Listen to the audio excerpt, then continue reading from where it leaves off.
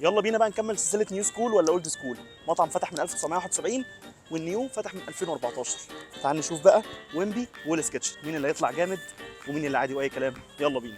ابتديت باول مطعم ويلز كيتشن، وده فرع مدينه نصر، وتقريبا ده اول فرع ليه، فاتح من 2014. دخلت قعدت مسكت المنيو، الاوبشنز كتيره، طلبت حاجتين: الاوريجينال تشيز برجر، وتاني حاجه الكريسبي فرايد تشيكن. ده البرجر وده الفرايد تشيكن، جبت معاهم شويه بطاطس. يلا بينا نبتدي باول حاجه البرجر. العيش زي ما انتم شايفين جامد قوي، ساندوتش كبير برجر خضار طماطم خس كلاسيك، طعمه حلو قوي قوي، كواليتي البرجر عالميه، بدايه مبشره جدا. خش بقى على تاني ساندوتش كريسبي فرايد تشيكن، قطعه فراخ كبيره عليها تشيز نفس العيش تركي وخيار وطماطم وخس. يلا بينا بسم الله. قطعه الفراخ كبيره قوي، كان نفسي تبقى سبايسي، والفراخ نظيفه زي ما انتم شايفين، الكواليتي حلو قوي.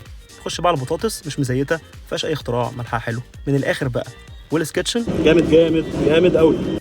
نخش بقى على الاولد سكول ويمبي، فتح من 1971 وده فرع مدينتي. دخلت ومسكت المنيو، الاوبشنز مش كتيره، بس طلبت ايه بقى؟ عايز واحد كلاسيك برجر فرايز عاديه تشيزي تشيكن فيليه. حلو قوي.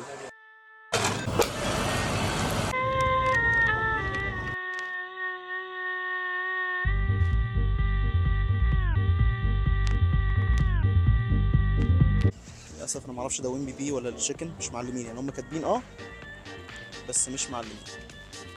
ده الفراخ كده، ده الفراخ برضو، التاني نفس الكلام مش معلمين، بس هو خلاص ما ضل التاني الفراخ يبقى ده البرجر. طلبت البطاطس عليه حبه صغيرين كده. نبتدي باول واحد بقى التشيكن تشيز تشيكن، عليه ايه بقى؟ خس، قطعه فراخ وخيار. بسم الله.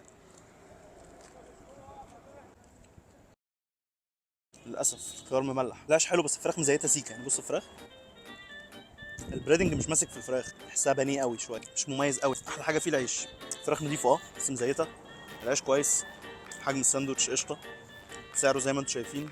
شوف بقى البطاطس، انا لسه جايبها حالا، مش سخنه بس مش مزيته، طعمها عادي لطيف يعني. الميزه الوحيده فيها ان هي مش مزيته، وكان نفسي تبقى سخنه، والكميه الصراحه قليله قوي. خش بقى على البرجر. البرجر عندهم سماش، جبته دبل انا، طماطم خس جبنه قطعتين كده بيف وخيار. شكله مشجع يا رب، بس ايه في خيار برضه يا رب الخيار ما يكونش مملح يعني. الخيار مملح قوي، مش عارف، نفسي اوريكم ايدي يعني. ده زيت، المفروض السماش دي بتتشوح، تتحط على الجريل وتتقلب، مش بتتقلي في زيت، فاهم؟ ساندوتش مزيت يعني، مفيش 3 دقايق كده وهنا يبقى في نار. الخيار مخلي الساندوتش حادق قوي، البرجر مزيت برضه، العيش هو احلى حاجه. ليه طب كده ويمبي؟ ده انت بالك من 1971، المفروض تبقى فاهم نمبر 1، مفيش زيك. المشكله من اخر مره اكلته برضه كنتش مبسوط، المره دي مش مبسوط برضه،